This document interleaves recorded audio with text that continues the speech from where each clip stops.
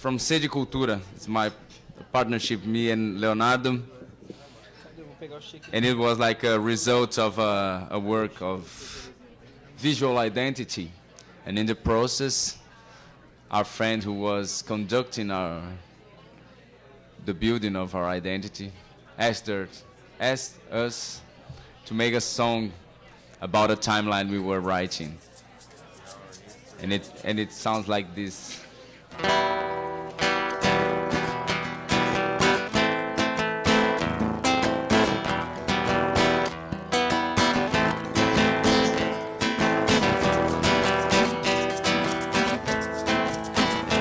It's kind of a Sede Cultura item right now.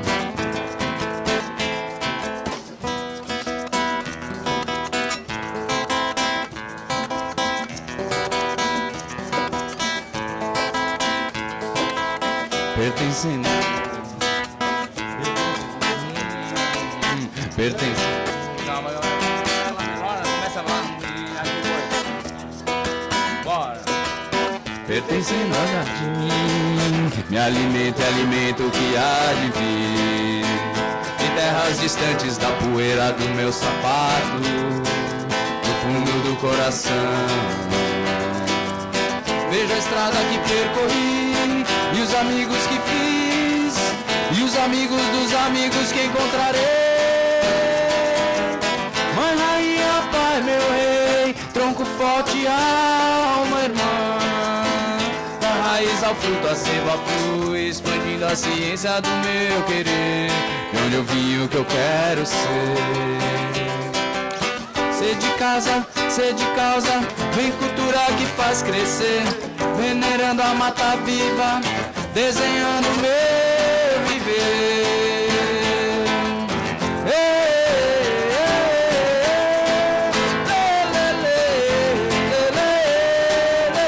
Descendo ao jardim, me alimento e alimento o que há de vir. De terras distantes da poeira do meu sapato, do fundo do coração. Vejo a estrada que percorri, e os amigos que fiz, e os amigos dos amigos que encontrarei. Mãe, rainha, pai, meu rei, tronco forte, alma, irmã. Da raiz ao fruto, a seiva flui, expandindo a ciência do meu querer. De onde eu vim, o que eu quero ser. Ser de casa, ser de causa, vem cultura que faz crescer. Venerando a mata viva, desenhando o meu viver.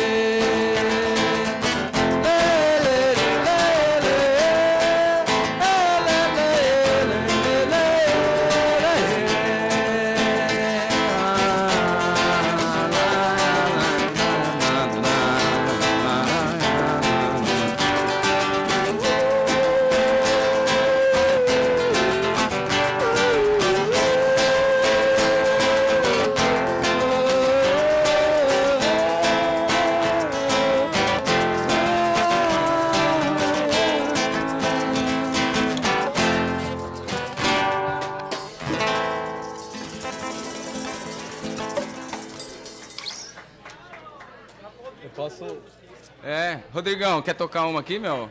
Pô, por favor, meu. Gostaria de convidar, we would like to invite our friends to play some Jorge Drexler. Music for all. Come on. Be our guest.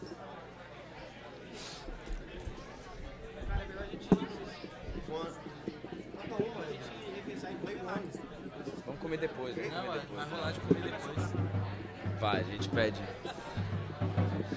Lu, garante que sobra uma comidinha pra gente comer depois? Garante que sobra uma comida pra gente comer depois? Você consegue avisar alguém pra deixar uma comida pra gente comer depois? Tá bom. Pode. E diz que tá acabando a hora de ir o jardim? Não, acho que já tá na hora do jardim. Se bobear. Que horas começa? Ah, então vamos tocar o jardim. Jardim? É. Ok, vamos lá. Ok, so now... Jardim é jardim. Tá na hora do jardim. Vamos fazer. Hã? I can keep up with you guys. Não, vamos avançar. Tá.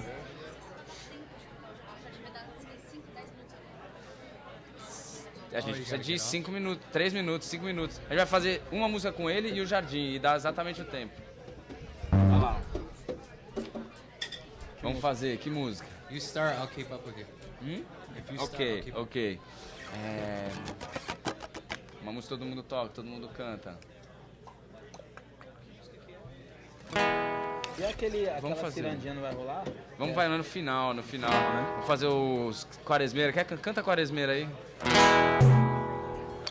Aqui, Léo. Jardim depois. A gente faz Pega aqui, curtinho Léo. pra o brother tocar com a gente. Que a gente chamou a galera e eu veio o brother. Vai. Deixa eu Vai. pegar um chiquinho aí pra mim. Que é menor que baixo. Okay, now we're gonna play a song from Leonardo called Quaresmeira, which is a beautiful tree in Brazil. 3 e dó. O sol saiu, passarinho cantou. O sol saiu, Passarinho cantou, eu vou me embora, vou buscar o meu amor. Eu vou me embora, vou buscar o meu amor. O sol saiu, passarinho cantou. O sol saiu, passarinho cantou. Eu vou me embora, vou buscar o meu amor. Eu vou me embora, vou buscar o meu amor. Passarinho vai contar pro meu amor. Quaresmeira já floriu, meu quintal arroxeou. Quaresmeira já floriu, meu quintal arroxeou. O sol saiu, o passarinho cantou. O sol saiu, o passarinho cantou. Vou me embora, vou buscar o meu amor. Eu vou me embora, vou buscar o meu amor. Passarinho vai contar pro meu amor. Quaresmeira já floriu e o meu quintal arroxeou. Quaresmeira já floriu e o meu quintal arroxeou. O sol saiu, o passarinho cantou. O sol saiu, o passarinho cantou. Vou me embora, vou buscar o meu amor. Eu vou embora, vou buscar o meu amor. Passarinho vai contar pro meu amor. Quaresmeira já floriu e meu quintal arroxeou. Quaresmeira já floriu e meu quintal arroxeou. O sol saiu, o passarinho cantou. O sol saiu, o passarinho cantou. O sol saiu, o passarinho cantou. O sol saiu, o passarinho cantou. Thank you. Não. Agora. Tá tudo muito tranquilo.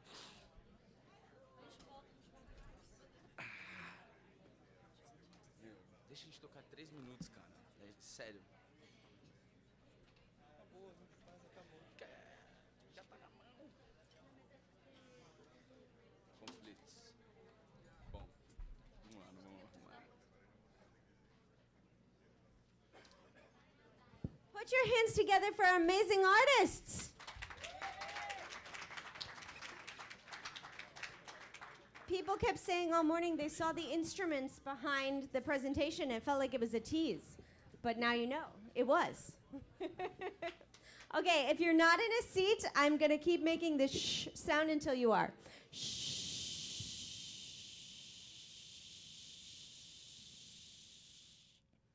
They didn't hear me. If you're not in a seat, I'm going to make the shh sound until you're all in a seat. Alex, Ben, David, I know all your names. Shh. You're wearing name tags. That's why we do it. Please take a seat. Thank you so much. I hope you had a wonderful lunch, and I hope you had a wonderful musical experience. How many of you have been in the hallway and seen our artisan marketplace? Okay. How many of you have made a purchase from the marketplace? Okay, very nice. Well, I'm about to introduce up Steph Cordes, who's going to tell us a little bit about what this experience is and why we at Nexus are bringing it together. Welcome, Steph. Hi, I'm Steph Cordes, and I'm one of the new co-chairs of the Nexus Lab on Ethical Fashion. And we are a platform for the Nexus community to connect, explore, and collaborate on forward-thinking ideas that are revolutionizing the business of fashion. And this is the first artisan marketplace that we've had at the summit, so we're really excited to hopefully continue this. And if anyone's interested or know brands that would be good to participate in the future, please let me know. Our email is ethicalfashion@nexus.org. And we also have a speaker series and events, so we'd love to plug you guys in how we can. And we're excited to have the 3 brands that we love outside today. And they're Dume, Julie Colombino, and Katie at Bate Girls, and the Annikas, Veronica. Okay, hi. Okay, so thanks for the opportunity. So I'll just tell you really quickly about our company. 8 years ago, after the earthquake in Haiti, I went there as a disaster responder and started a nonprofit organization called Rebuild Globally. Women were telling me that they wanted jobs, and so we trained women to make sandals out of tires. Fast forward a few years, we realized that's not a nonprofit, it's actually a for-profit business. And so we created a Haitian-owned and operated company called Dume, where we use all locally sourced materials, tires, horn. We're partnering with Bate Girls on the other side of the island to use Larimar, Inner Tube, just to create jobs to end poverty. So we have 2 factories, one in a refugee camp on the Haitian-Dominican border, where we're working with refugees to do a lot of our tire work. And then we have a second factory in Port-au-Prince. And it's all about job creation, and we're so grateful for the products that we're able to create and for the things that you buy. The company Dume means 2 hands, and it's not just about the 2 hands that make the products, but it's about the choices that each of us get to make, what we eat, what we put on our bodies, what matters to us. And so we're really grateful for the opportunity to share that. We're grateful for anyone who buys, who's interested in our story. And I'll just tell you really quickly, I've heard a lot throughout this conference about system change. And I just want to tell you the reason that we've decided to keep our nonprofit and for-profit hybrid model is because Haiti really needs a workforce that is trained and educated. And through our charitable giving and through through Rebuild Globally, we're able to educate a workforce, and then they have a 100% guaranteed job at Dume Designs. And that's how we're watching families stay strong and stay together through employment and through fashion. So thank you very much.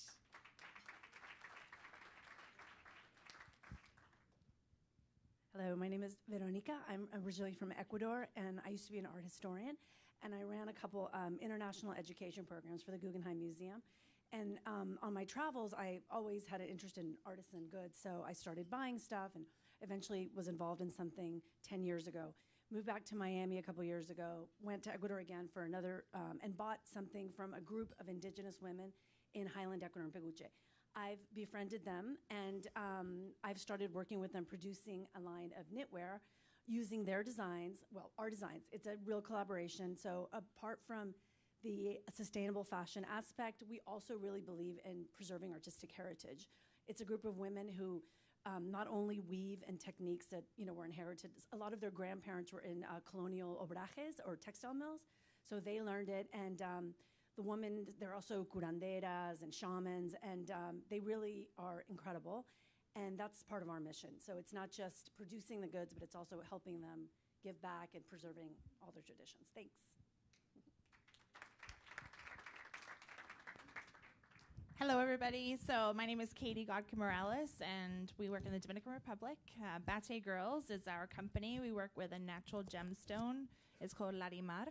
So it's found in the Dominican Republic, only place in the world. So we empower local artisans in our sustainable supply chain, and we employ women and girls who are victims of sex trafficking and domestic violence. Keep it sweet. I'll keep it short and sweet. Yes. Thank you. Well, we're grateful to have all three of you and Steph for your vision in the Ethical Fashion Lab. So everyone, they're still out there, so keep purchasing. Keep changing lives and looking beautiful, I should say. Yeah. Thank you so much. And then, Katie, I'm going to invite you up to do a fireside chat with me. So let's pull our chairs up nice and close to everybody. Okay. So, Katie, you have a really interesting story. Now, you're a British girl living in the U.S., but who's chosen to work in the Dominican Republic. How did that come to be? So my parents moved from the UK to the US when I was 13 years old, and I went to study architecture at Savannah College of Art and Design. And I really wanted to give back. I had done a lot of relief work after Hurricane Katrina in Biloxi, Mississippi, and just loved the aspect of taking architecture onto a helping level. And so I reached out to a lot of my friends, and a high school history teacher of mine was working in the Dominican Republic. And she said, hey, come on down. It's amazing. You're going to love it. And I was young at the time, and my mom said, just go. If you don't like it, you'll be home in 7 days. And if you do, then that's fantastic. And so that was 10 years ago. And so I went down to work in the Bates in Barahona in the south. And you went down with your architecture degree. So what did you intend to do with architecture in the DR? So I worked with a local NGO, and I developed a sustainable community, basically everything they would need as a nonprofit to be self-sustainable.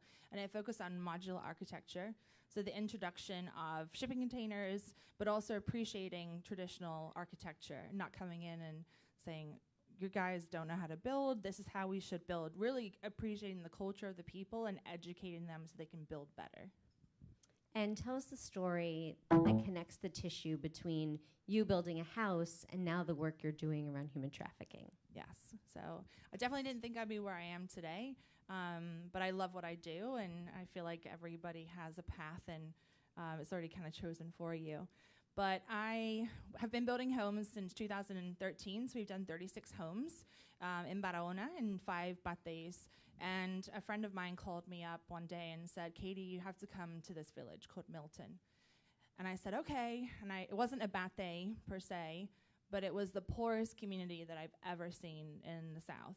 And these were all Dominican women living in just absolute awful conditions. And I felt that I couldn't not move our project into there. And so I called all of our pastors and partners from our other bates and called them in, and I said, I love you, and I know we have work to do in your communities, but I have to work here now. And they said, yeah, we're 100% on board.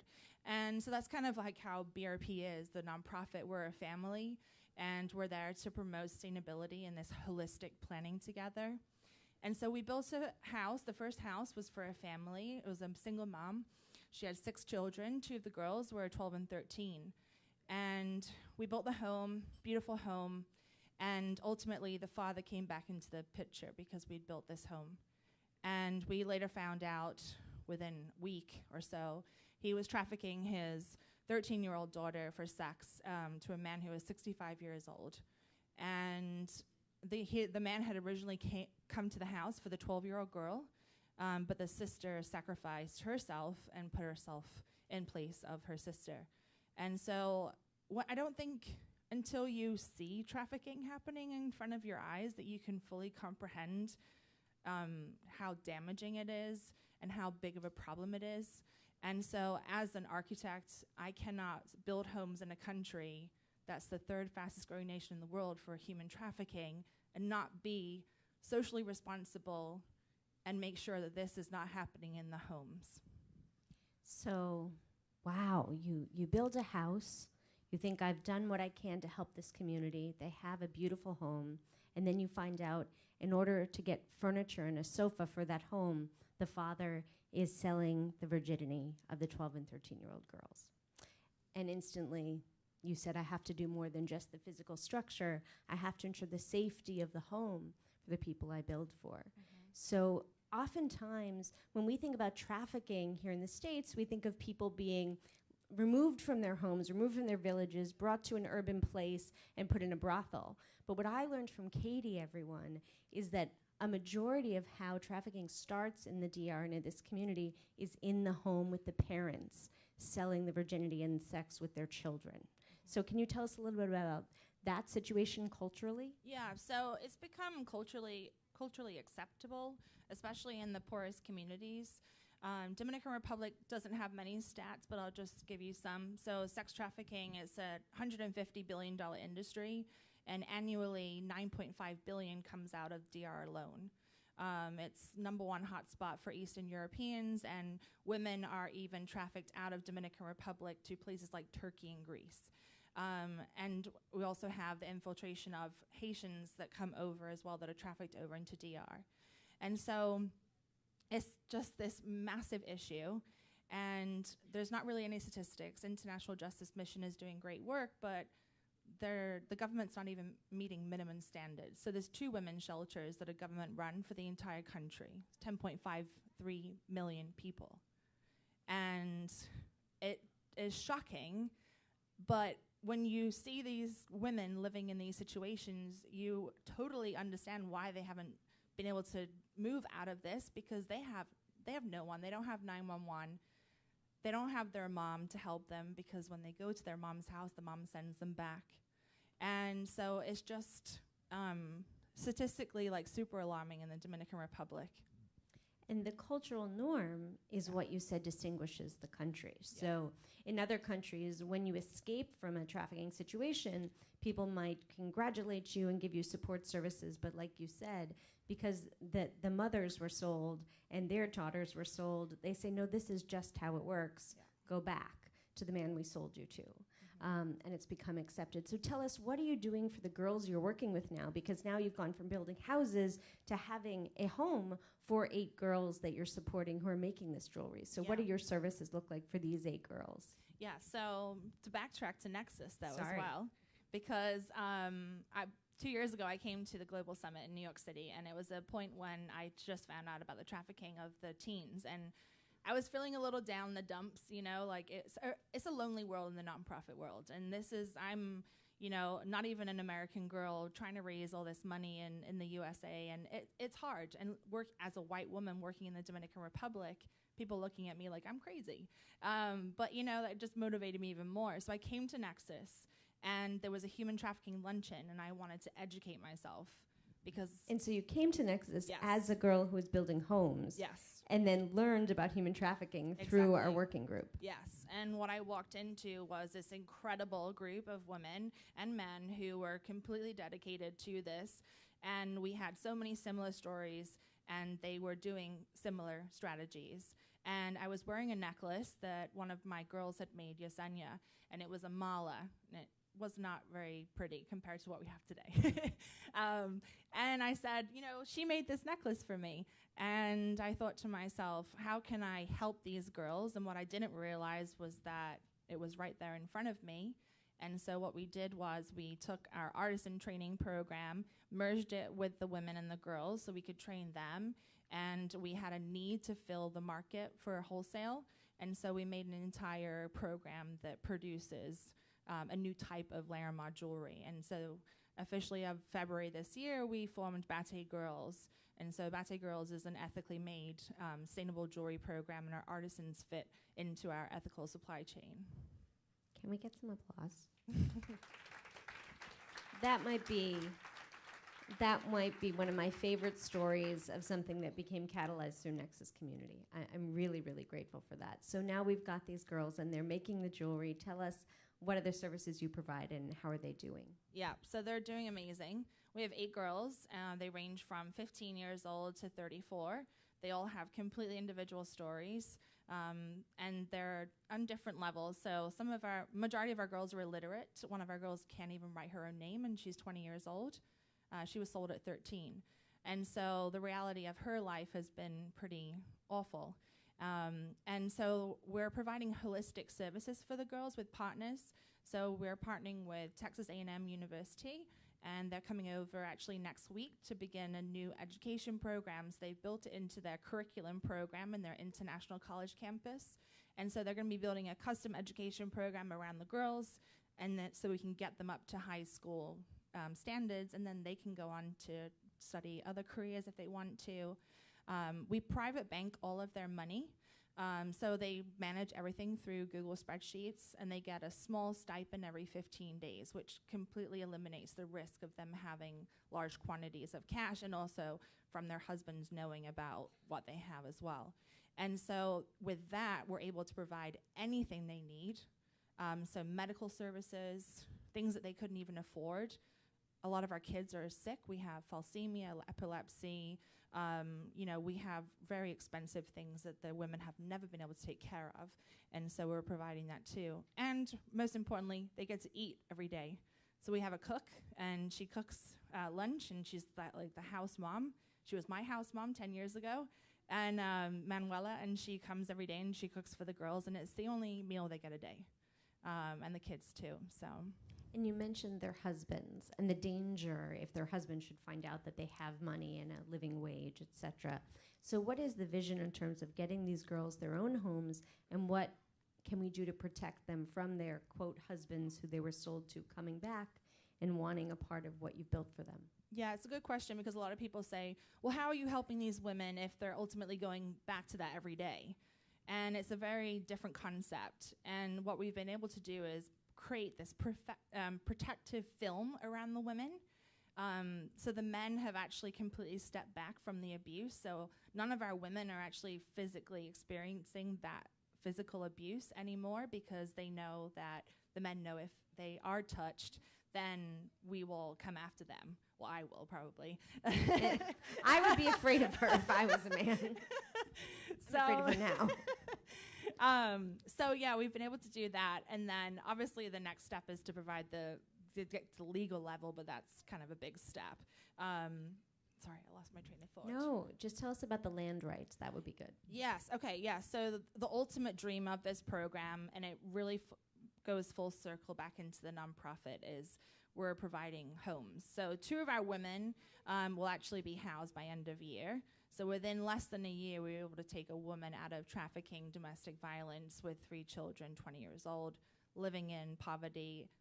She's going to be living in a brand new house with a job, able to support herself, and able to say hello to her new life and bye-bye to her old life.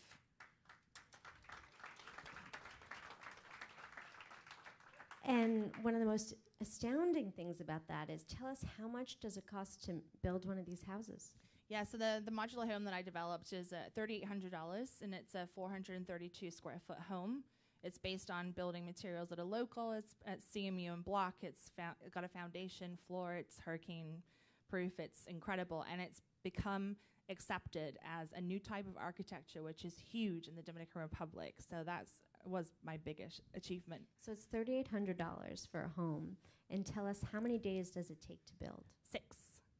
So if you were able to get a whole lot of people interested in building these homes, either going themselves or raising $3,800, you could get a lot more women, you say, but I would still call people 12, 13, 15, 16 girls, that we can get more girls out of really dangerous situations. Exactly. So everything that I'm doing in the Dominican Republic, I don't want to harbor it's not like a lot of nonprofits, they'll say, well, that's our work and that's our thing. I want to collaborate. I want to partner. I want this to grow. I want to be able to help people. If someone wants to build 50 houses in Santiago or Santo Domingo, let's do it. And the way that we've structured it is that I can educate a team of 6 men during that first week to build a house, and the next week they can build that house exactly the same. We kind of say, like IKEA, every single day has a different step.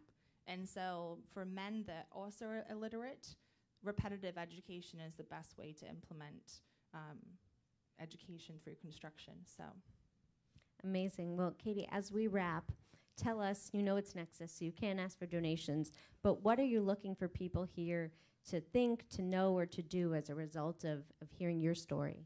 Yeah, most importantly, repeat the statistics of the Dominican Republic, because this is something that's just now coming into conversation, and people are really astounded by the statistics. And I want people to know more, and I want people to be able to talk more about it, because the more that we can talk about it, the more women in the country can feel that they can actually reach out for help.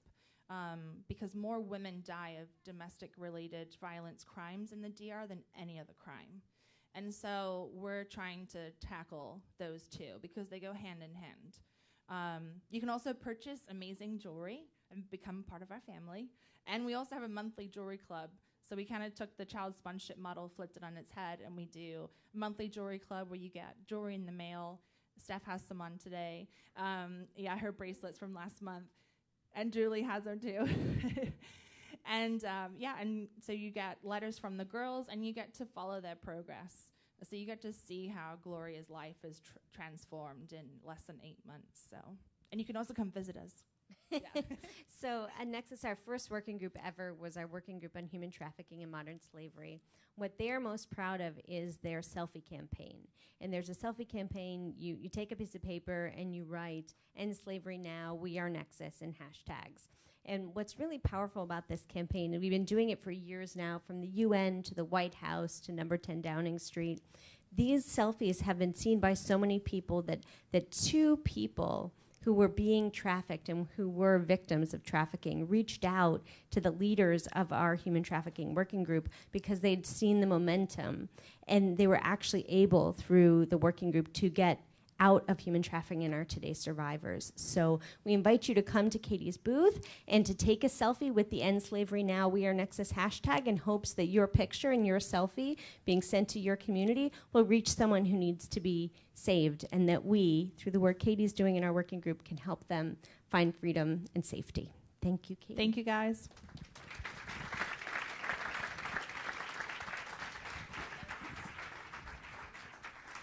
So our number one working group that ever started was human trafficking, but our most popular working group today is impact investing. Our impact investing working group has become a brand of their own. They have been asked to curate sessions on next generation impact investing at the Vatican, at Government House in Australia, in Asia, and most recently with the Prime Minister of Lebanon. So impact investing we're seeing is something that the next generation is really leading the charge on within their families, even by asking the very first questions of how are our foundation investments mission aligned with our foundation giving. So I'm very excited to welcome some speakers who will talk to you about the tip of the spear of impact investing as it relates to Latin America and what is being done that's truly innovative. I want to give a big shout out first, though, to Raul Parmares from Sonen, because they've been a partner of ours for years. So if we can put our hands together for Sonen, they're actually a sponsor of this.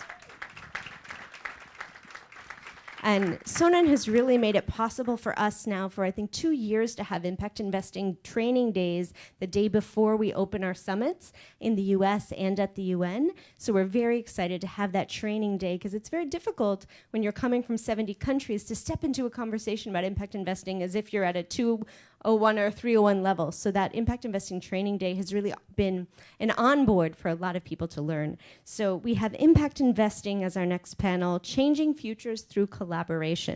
Our moderator is going to be Ricardo Politi, partner of Mindset Ventures. Then we have Camila, who's the director of SER, Santiago Bunz from Help Argentina, and then Raul from Sonen. Welcome. Please teach us.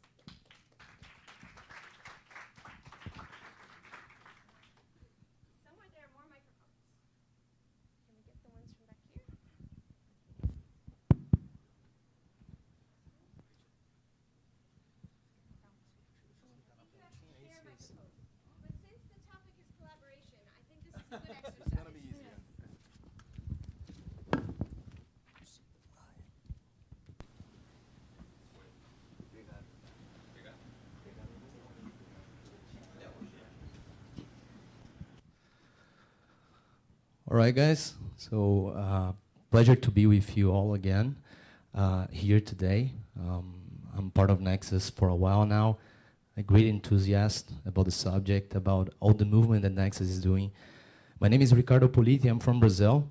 And I'm partner of Mindset Ventures, which is a venture capital fund based out of São Paulo, Brazil, but with investment focus in the United States and Israel.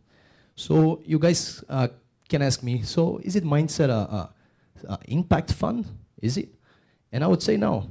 And then, even though we actually have some interesting stuff, so we've done investments in healthcare, in education. We have 20% of our portfolio companies with women founders, 80% of one of the company's R&D development tech team is all made of girls in Israel. But we are not an impact fund, though. So why am I here, right? Because I believe in good people? Probably not just because of that.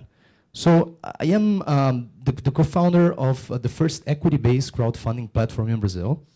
And through crowdfunding, which is a very interesting way how millennials, which I include myself, so the gray hair, right? I'm 30 years old, even though I don't look like.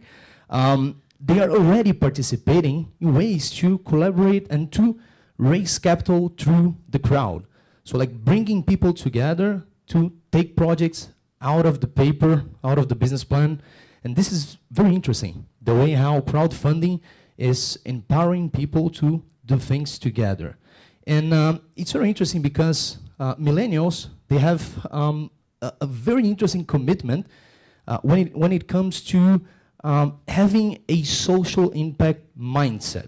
So I read some studies showing that once like next generations of big families, high net worth individuals, once they start dealing with their family's money, the potential to increase the amount of money being applied and deployed to impact investing is twice as big as we have today. And this is very interesting, but millennials, they're already doing a great job through these peer-to-peer collaborations, which would be crowdfunding, through new ventures as an entrepreneurs, launching social impact business all over the world, and of course, by investing with a better, different mindset, more commitment to the social and to environmental impact, and studies from the World Forum shows that entrepreneurs, millennials, 36% of them understand that the main reason of a new venture or a company should be improve people's life or the society. So it's really a switch in the mindset. So without further ado, I would like to invite my friends here, which understand a lot more about impact investing, to tell what they're doing and to teach us a little bit about what each one is doing in their region. So Camila, if you want to start. Hi, my name is Camila. I'm also from Brazil. I come from Salvador, that's northeast of Brazil.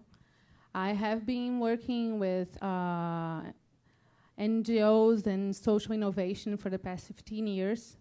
But in the past 5 years, we got in touch with the community of impact investment in Brazil, and we saw that there was a gap, that we had a lot of organizations giving, being able to fund initiatives.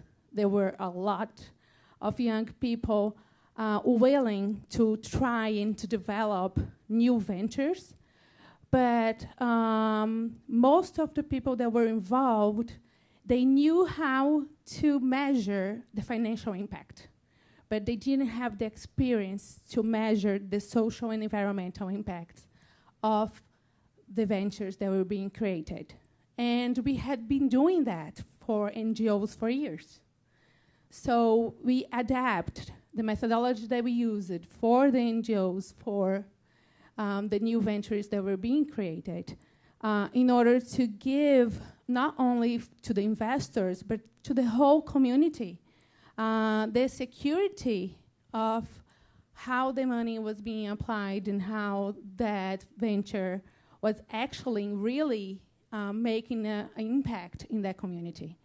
And what we have been seeing along the way through a collaborative methodology, where not only the partners are involved in creating the metrics and indicators, but we also involve the public that's beneficiary of the venture in the process of creating those metrics and indicators. What we have been seeing is that we need to have a systemic approach. We need not only to look at the positive impact, but also the negative impacts and how we can deal with them and tackle them. And we need to create, take the information and make them accessible we need to translate the data into information that everyone understands. So the people that's being benefit from the venture, they can trust the process and they can engage the process and be even more empowered. And also, we can create data in stories and storytelling throughout the whole process, and not only on the marks that are defined by the fund. So I'm here to share a little bit of that work and that experience, and how we can show to the world what truly the impact investment can change. What are the true changes that we can make in every community, in every group, social group that's being impacted by those ventures. Good afternoon, buenas tardes. Gracias. Okay, thank you. Let's wake up. We know we're after lunch. I'm going to go off a little bit here, and instead of bore you with details about who we are and what we do, take advantage and just share with you a few reflections. We've had an amazing day and a half or day and 3/4 now already, and I just wanted to use this opportunity to really talk more about that, and then happy to hopefully leave plenty of time at the end for questions and conversation amongst all of us, and including you. The first thing I want to reflect on is actually talk about, we have far more in common than you realize. I mean, apart from the gray hair and the beard, I'm not 30, I wish, but it's been a while since that. We are both impact investors. In fact, everyone in this room is an impact investor, because let's get it real clear, folks. Every investment, every action we take has an impact. The only thing we've done over the last 10 years in talking about and looking to focus is to recognize that impact and to intentionally call out investments where we want to purposely recognize them and focus them on having a positive and negative impact. So you're an impact investor. We're all impact investors. Let's not forget that. The other thing I think is really important, kind of taking away, a big part of the theme that we started off with yesterday, I think was really important, is the importance and the significance and the timing and the relevance that Latin America represents as an opportunity in the world today. You heard a number of statistics yesterday to support why this should be, in particular in the context of impact investing. Just not to bore you to death, but just to add a few more. When you look at the global macroeconomic trends, when you look at what's happening in the world, Latin America represents an exceptionally exciting opportunity. Number one, age demographics. When you look at the projected population of Latin America, the majority of the population in Latin America is going to be between 25 and 59 by the year 2020. That's incredibly important and powerful. Why? Because what happens between 25 and 59? You're talking about the most robust and powerful time of human capital. This is where the most entrepreneurship is happening. This is where, believe it or not, yes, even consumption, all those things that drive economic activity. So you have a region that is ripe in terms of its age demographics. Number two, social economics. We need to be very proud as a community. It's been touched on in a number of the conversations here and there, but between over the last 12 years, we have lifted an enormous part of our population out of poverty and created this famous middle class that we talk about, and that so many people are looking to build goods and services, and that creates, again, a market opportunity to build goods and services that serve them. But while we've moved and created this enormous middle class and lifted people from poverty, we still have a very large class that is at risk. And the question is are we going to invest and support business models, services, and entrepreneurs that are creating the types of solutions that are going to ensure that that population continues to move forward towards the middle class? Or are we going to sit back on our laurels, pat ourselves on the back for job good done, and let that population fail and fall back? Okay, so now you've got demographics, you've got social economics. Number three, economic outlook. So I don't know how many people in the room come from true traditional financial backgrounds, but if you were look at today, capital markets assumptions, capital markets this is what does the world's supposed greatest financial minds across Wall Street, where do they believe growth in an economic sense is going to happen? And if you look at today and you survey all the major investment firms' capital markets assumptions for growth in emerging markets, without a question, the Latin America region over the 10-year and 20-year projection has a higher expected return than all the other parts of the world. So you have traditional economic factors that suggest that. And fourth, and this came up just a few sessions ago, I don't know where he went, the gentleman asked the question about the importance and the need, and Andres referred to about how the Chileans are investing in themselves. So this notion of internal capital. I'm not sure how many of you are familiar with the Capgemini study. Every year, Capgemini does a survey, a global survey of wealth. And one of the questions that they ask in each one of their surveys is, what is the probability or likelihood in the next 2 years that you're going to make a social impact investment?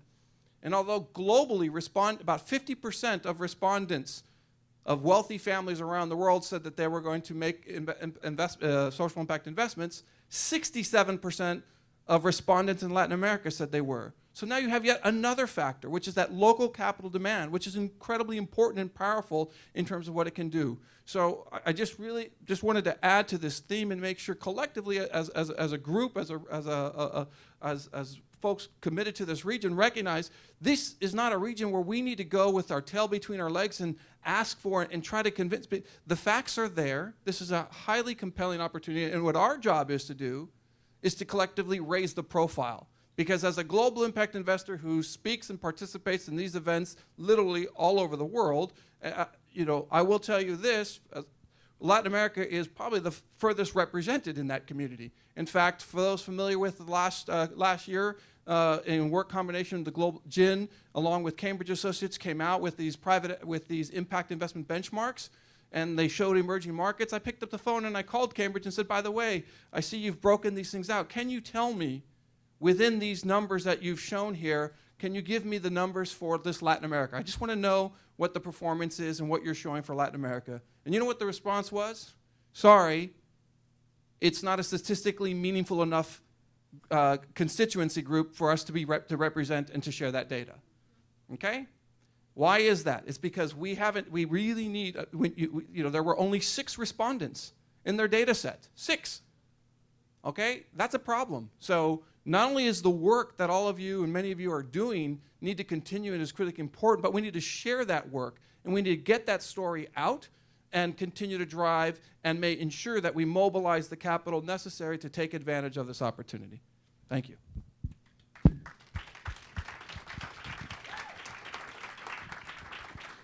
It's a good reminder to always check the facts. So my name is Santiago Bunce. I sit on the board of an organization called Help Argentina. A little bit of background about myself and the organization. I'm an Argentine American. I'm based here in Miami, but have had Argentine blood throughout my life. So good to be among some Brazilians. Nobody's perfect, right? Yeah. Yeah. One of many flaws. Right. So Help Argentina was started in 2001 after one of the economic crises in Argentina. It was actually started by a U.S. American who fell in love with the country, and his vision was to get money from the U.S. and Europe to the social sector in Argentina. And so in the last 14 or 15 years, we've created a membership base of about 100 organizations in Argentina, all throughout the country, who are receiving donations in total that average about $100,000 per month from abroad. And the way we see this is if we can help channel some of the money that's in some of the more traditionally economically wealthy countries like the United States and Europe, if we can get some of that money into Argentina to support some of these strong and important trusted organizations, then that's what we want to do. Two of the things that I think really stand out for us in this effort is our commitment to transparency, and our commitment to good practices, right? So we vet all of the organizations that come in through and want to receive funds and fundraise through our platform, to make sure that they're giving X% to the actual programs that they say they're giving to, and that they're a legit organization. There's no money laundering or any of that stuff going on. And I think the other thing that really is interesting for us is we have legal status here in the United States as well as in Argentina. So all the local staff is Argentine, but the legal status is both in Buenos Aires and in New York, which means all the donations are tax deductible, which of course is a big draw when we're talking about trying to get money from abroad. I have more stories to share, but that's just a brief primer. So, very good. Thanks, guys. So the first question would be to Raul. I'd love to understand more about the metrics and the framework to access impact, because I know this is everyone that is involved in impact investing somehow knows that there isn't a consensus about it. Like, I know that you guys have like an interesting framework that you guys developed in-house, right? Would you mind sharing more about it? Sure, I'll speak a little bit to it, and you can all go to our website and download our impact report. We're all about transparency and sharing our work and looking for others to build on it. But I think one of the so what I'll focus on is the key aspects of it. The most important aspect of it is the notion and the idea of measuring impact is not something you do after the fact. It has to be at the beginning. So even though when we talk about impact measurement, we're talking about measuring results that have already occurred, the process starts with first an understanding. And what are the understandings you need to have? Well, one is obviously those global macroeconomic conditions, those kind of key drivers of what's happening in the world. But then what you really need to focus on, if what you're talking about measuring impact, and what we're talking about is measuring positive social impact, you need to understand what is it you're trying to do. So we call it, we take it what we call an outcomes-based approach. So the first thing we do is we recognize and we say, okay, against the various factors that's happening in the world, what is the positive change that we want to see? Or be it around access, creating greater access to goods and services, creating affordability to those goods and services, opportunity, empowering parts of the demographics that have historically been disempowered, moving the planet towards greater environmental sustainability. So whatever those are, but define for yourself what is the outcome that you seek, and then from that build a roadmap to then determine and identify, okay, what does that lead me to in areas that I want to invest in, and then recognize that for each of those specific sectors, there is no panacea. As much as we applaud and we support the use of many of the different standards that are out, systems that are out there for impact measurement and reporting, the reality is you're not going to be able to distill a diversified portfolio of impacts into a simple number. And so what we do is for each specific sector in which we're investing, we identify 3 core impact indicators and anywhere from 2 to 3 supplemental impact indicators. And often people say, well, why did you settle on 3? Why? Because we think it's a reasonable number. One of the other problems we've seen in the evolution of this industry has been this notion of such a need for such robustness around some of this impact measurement and reporting stuff that it really creates analysis paralysis. People are so busy trying to measure 25, 30, 40 different factors that in the end they can't see the forest or the trees, and they don't invest, or they stop themselves from investing and ultimately can't even track those things back. And so it's a random number. I felt that 3 was a good number, especially when you augment that with the supplemental impact indicators, that you can start to paint a picture and understand how, again, what you're measuring matters towards that outcome that you seek. And then lastly, for each of the specific sectors and industries in which we're operating and measuring this impact, we use the appropriate third-party verification standards. Because again, each industry. So for example, and again, why I keep saying, just to give a quick example of how this has to be there from the beginning, not just the end. So for example, renewable energy, right? And the importance, I think I don't need to explain the importance and significance of that relative to the world of climate change. And so when we're investing, yes, although ultimately an investment we may be making, we're going to want to know how much new access we're creating, in terms of access to that energy. We want to know how many greenhouse gases we're offsetting. We want to know how many megawatts of production we're having, and we want to know those other things. But as part of our underwriting process, you have to remember, so let's say you're investing in utility scale solar. What does that require? Lots of panels.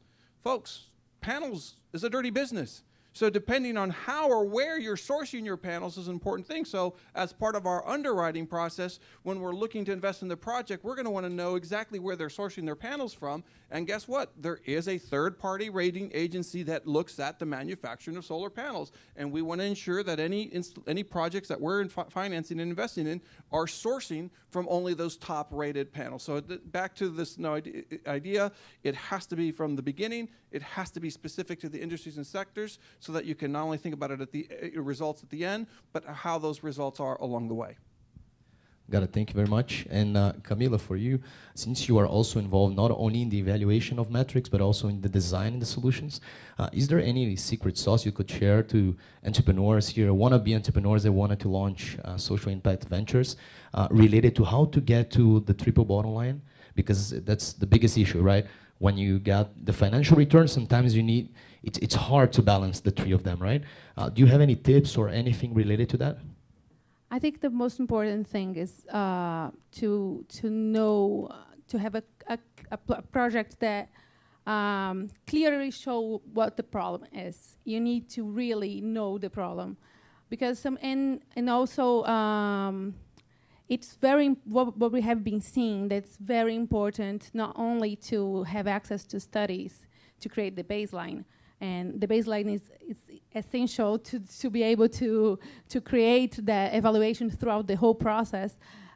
It's important to leave the problem for some time, to be with the people that suffers the problem, and that gives you much more empowerment in order to develop the solution. Many solutions that we have been seeing that were not able to go further were because people were studying abroad and just looking from outside and trying to develop a solution without really talking to those who were living it, and they were not able to customize the solution to the reality because they were seeing from another place. So in order to have a solution that has adherence, I don't know if that's the word in English, but relate to the problem and tackles all the issues involved, it is important to have like that beginning of the design of the solution has to be done very carefully. Once you have a great thesis and you have the model and the prototype all set, and you are able to get the funds, then you have the challenge to make it happen.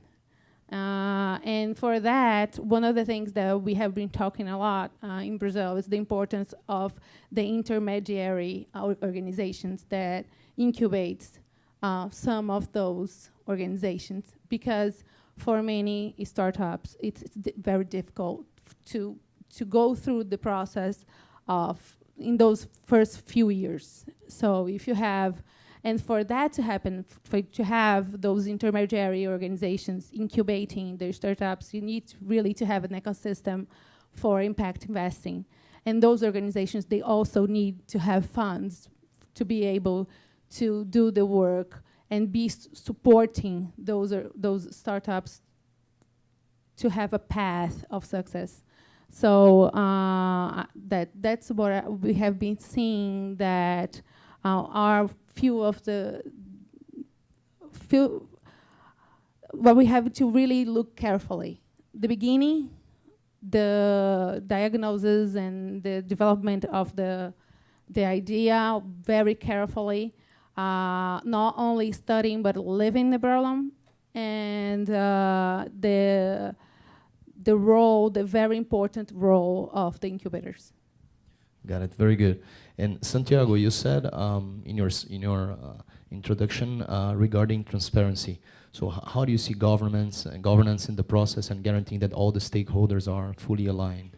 Sure, absolutely. So as colleagues here were talking about what they measure, we're interested in effective organizations, but more so we're interested in legitimate organizations. Because we're a platform for receiving donations to then be passed through to that organization, a lot of the organizations are doing their own kind of impact analysis of what their money is going to. What we make sure is that on our end, at least 93% or 93 cents of every dollar that comes in goes to the organization.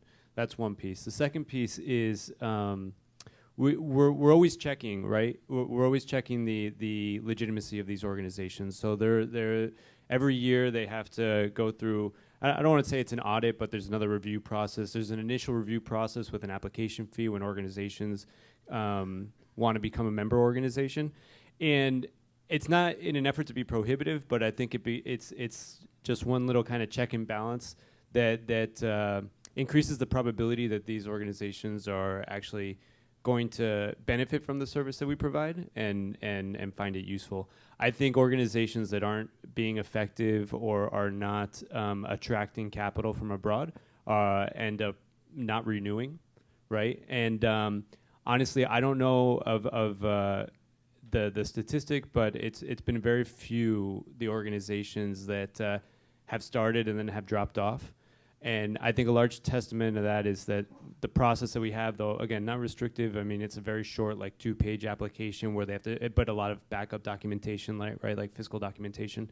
That's what they're showing to us to make sure that they're a legitimate organization, that we can bring them in, because the trust that you need in a lot of our countries to be able to pass money around is really important, and we've been doing it well for 15 years, and we don't want to put that at risk.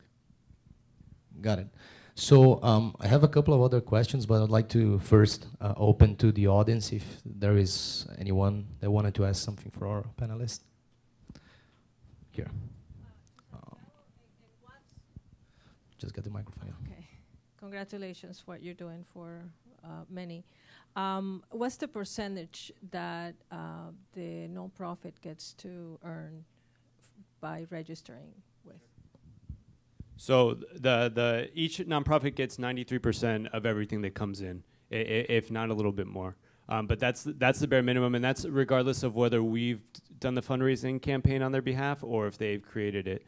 There have been some campaigns where we've tried to prop up some work. Like recently, there was a school being built, I think, in El Chaco, and so like you could donate X amount of dollars for it, and that would be one brick, right? So we'll help promote some of the programs, but regardless of whether we're helping or not, they get 93%.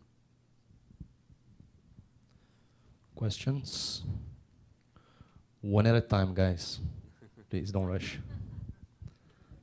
There.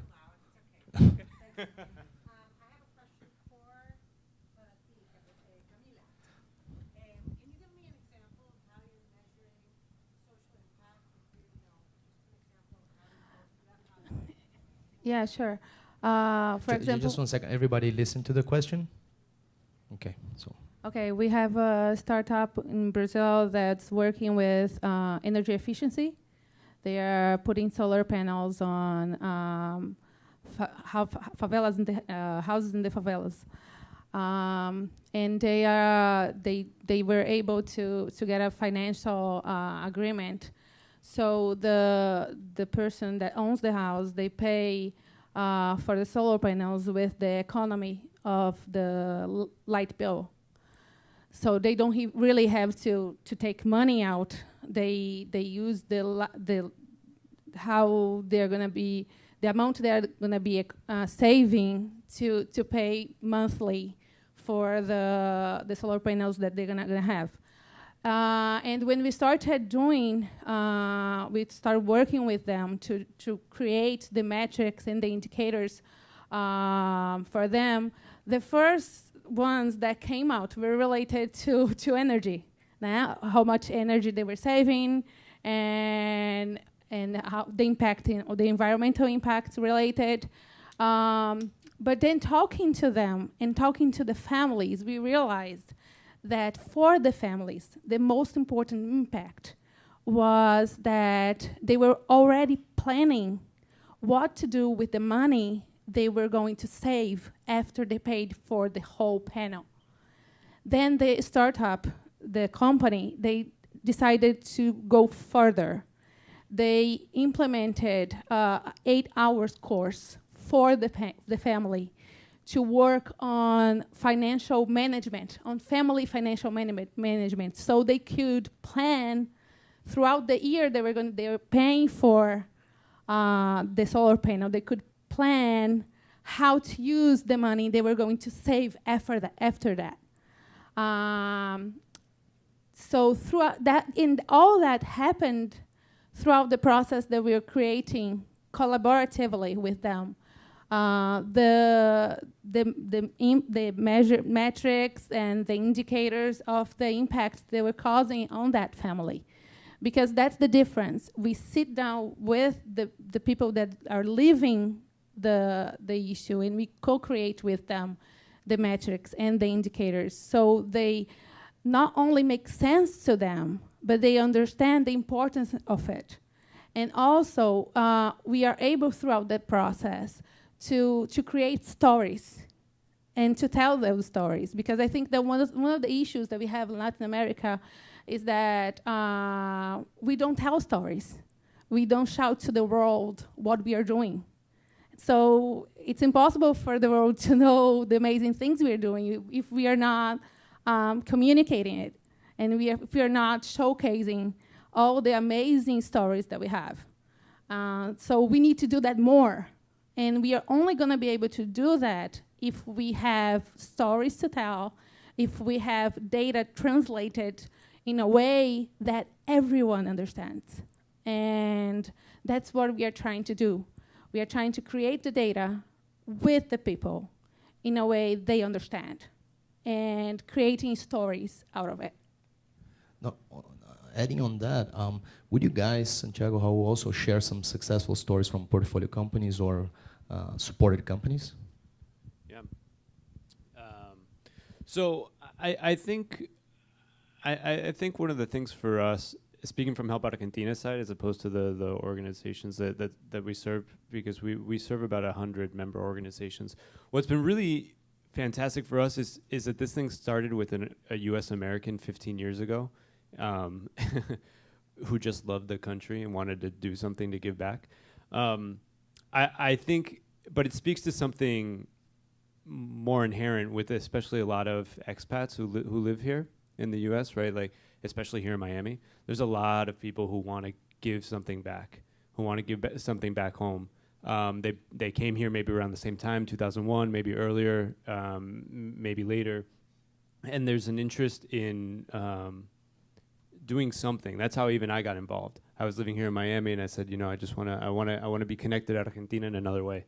And we average about $1.2 million of donations every year, which I think is a big deal, because it's not all just fundraising done by these 100 organizations asking for people that they know in their networks. It's also people who are trying to connect back, and I think that's probably one of our something that we're most proud of, right? And the hope is to be able to do that in other countries too down the line, right? Argentina is just one country with tons of organizations in the social sector, and all of our countries are.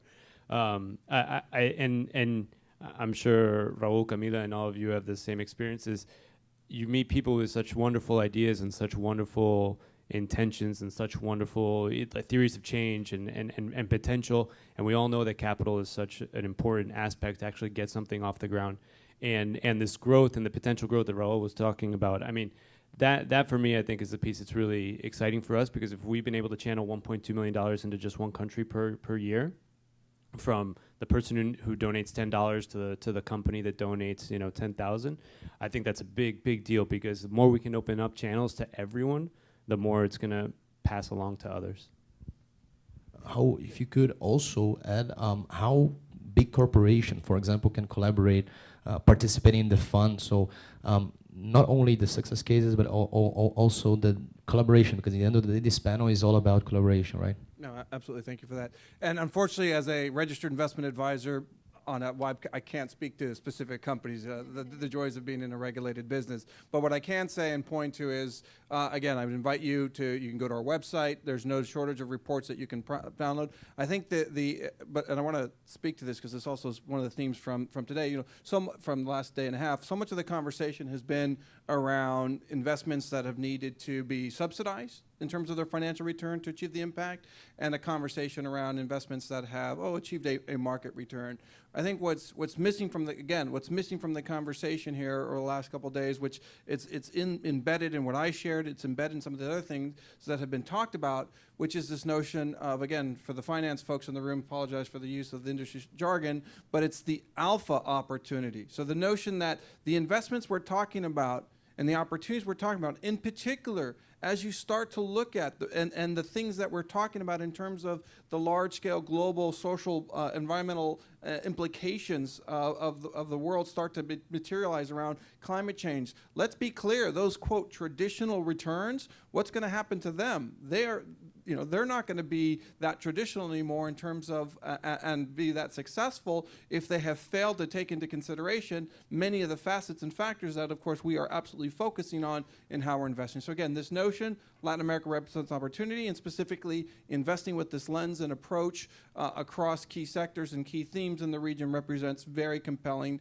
alpha opportunities, which bleeds in directly to your comment, which is, again, so far one of the things we're talking about here, and even the statistics I quoted, talked about private capital investing in the region. And one of the things that we need to do, again, as a community, as ecosystem builders, is bridge the gaps to candidly where the bulk of assets exist in this world today from a financial perspective, which is in the institutional market. And it's been, we've, as an industry, we've of course had to fight the challenge that historically many of these institutional capital have hidden behind the notion of fiduciary responsibility, or this idea that, oh, I can't make that investment because it's going to deliver less return relative to risk. Fortunately, even in this country with the current administration, we've been able to kind of combat that and demonstrate that. But nonetheless, we need to build kind of the structural solutions. So talking about collaborations, one of the collaborations we're very excited about to be working on today, specifically for the region, is with solving the problem in the case of Mexican pension funds. So in our case, and they're sharing this, so this is known. So Grupo Bimbo, for those familiar or not familiar with it, it's the world's biggest baking company, has had an interest and desire to invest this way. But again, as a pension fund in Mexico, they suffer from very strict regulation on how or what they can invest in. Fortunately, by partnering with local asset managers in Mexico who understand the structural impediments, and local investment bank in Mexico who understands those structural impediments, we've now been able to work in collaboration with this group and assemble the requisite players to now bring a strategy to the marketplace so that Bimbo and hopefully their other peers will now be able to invest in impact investing within Latin America. And it's one of the initiatives that we're working on today that we're very excited about, which would not happen if it were not for that ability to, again, extend the olive branch, work not only in collaboration, but work with players who you would historically think of as being from the traditional non-impact investment world, but leveraging what they have and what they can bring to bring this solution to the marketplace. Got it. And even though you are a registered financial something, I can't remember well, but it sounds very, I was kind of afraid to ask you a couple of stuff, but related to asset class. Sure. So, how do you feel for it? You have venture capital, you can invest in private equities, you can invest in public equities with ESG, you can do real estate, you can do social impact bonds, so there are a couple of asset classes. As a multi-strategy fund, how do you feel could be the best way in terms of Latin America in your experience?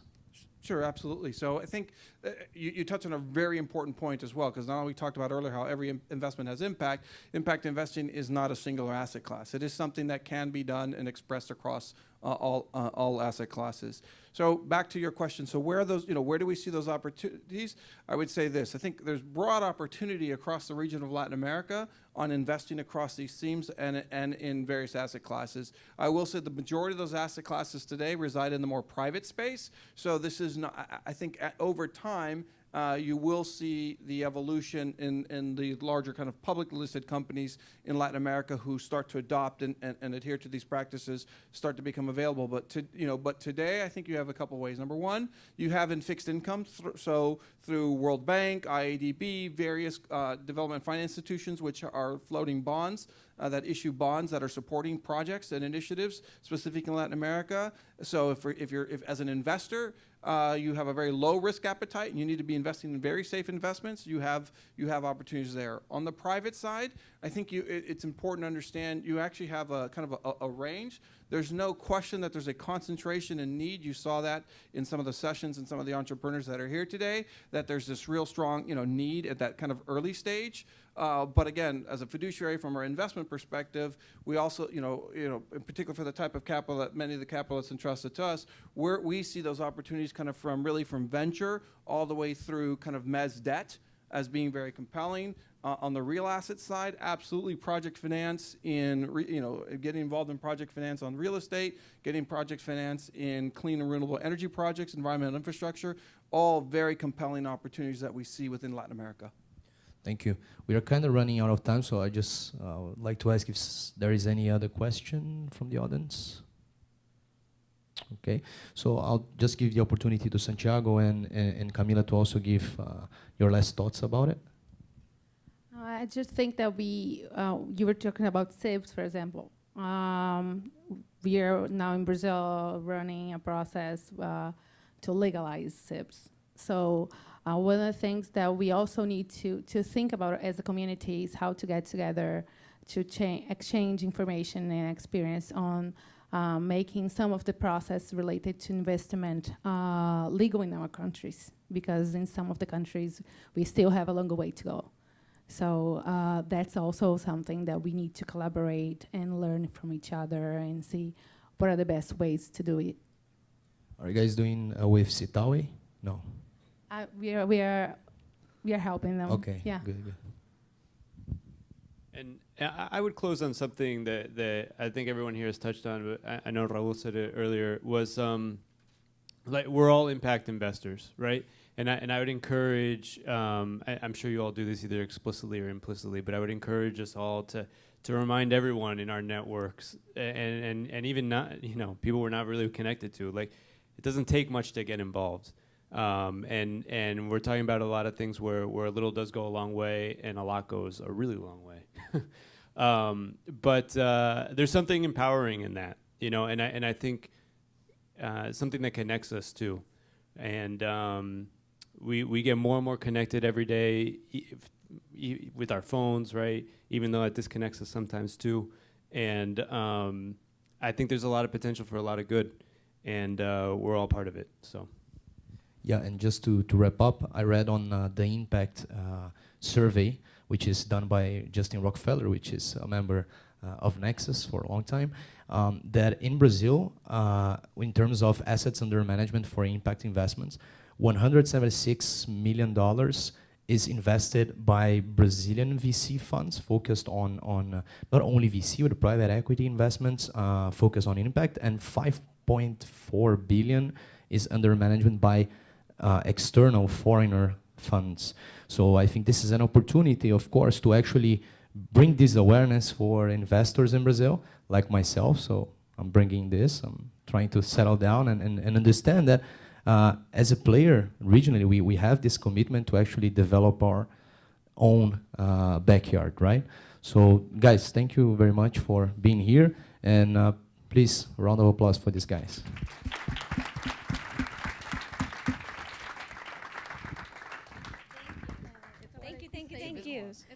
Thank you so much. So as you might notice from your program, we have shifted things around a little bit. So our closing plenary to end the day is going to be a little bit shorter, which is usually good at the end of the day. And we are going to be starting our breakout sessions right now a little bit late. So coming up for breakouts, we have indigenous rights, emerging environmental technology, and commercial markets for good. Do we have anyone from any of those sessions who can speak? Yes. Okay, Martin, tell us, what is your session about? Stand up for a second. Tell us what your session's about. Hello. I'm Martin Bender. I come from Chile. I run a solar business, technology, and we do something very similar that Camila was talking about. We install solar collectors in social public houses. And the good part is that we use some metrics that the government give us for every house that we are installing solar collector. So we know exactly what is the savings that we are producing and also the environmental benefits. Thank you. So come to the session on emerging environmental technology, and you can learn about Martin's company, Best Energy, and also two other companies, Serafiltech, which is cleaning water, and Kingo Energy. Then, Michelle, do you want to talk a little bit about your session on commercial markets for good? Yes, of course. So in our amazing panel, we're going to be talking with ecosystem builders, people that are being this bridge between the commercial market side and the good side. So that, of course, includes a few impact investors. That includes, of course, intermediaries. We're hoping to have accelerators, incubators, and anyone who is really curious about how to make this jump between the two sides, commercial markets and good. Thank you. And I'd be remiss if I didn't have everyone look at Ricardo's T-shirt. Ricardo, can you show everyone? It says, "I believe in good people."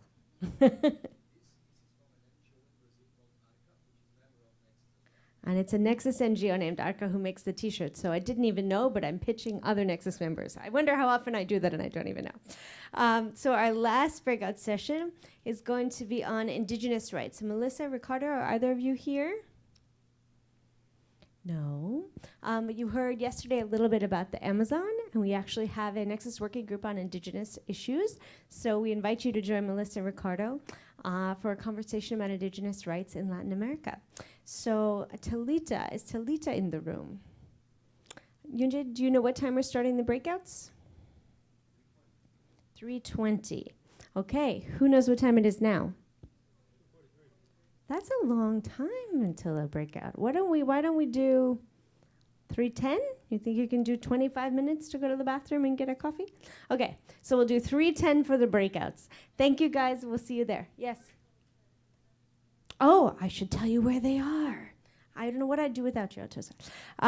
So the indigenous one is on the 3rd floor, right upstairs. The emerging environmental technology is next door. And stay here for Commercial Markets for Good with Michelle. Thank you, everyone.